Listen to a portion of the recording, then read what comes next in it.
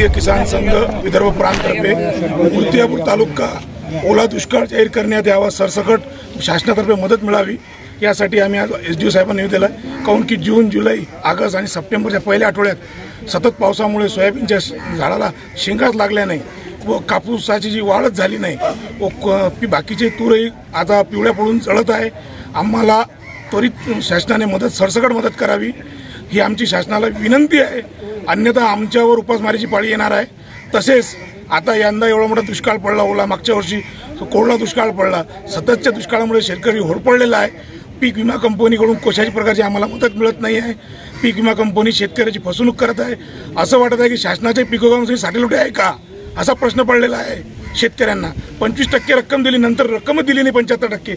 हा घोळ काय आहे हा शेतकऱ्यांना समजतच नाही आहे।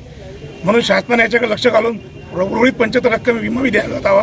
त्यानंतर आमची शेतकऱ्याची मागणी आहे की आम्हाला सोयाबीनला 6000 भाव व कापसाला 9000 भाव द्यावा, ही आमची मागणी आहे। आणि शासनाने हमी भावाच्या खाली माल न खपू दिला।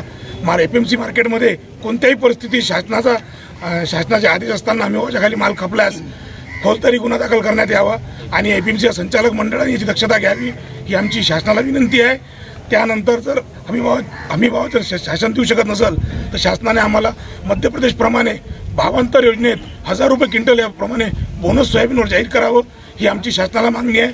हम हमारा अधिकार मांग। ताज्या बातम्या आणि घडामोडी बघण्यासाठी महाराष्ट्र मेल या चॅनलला लाईक आणि सबस्क्राईब नक्कीच करा।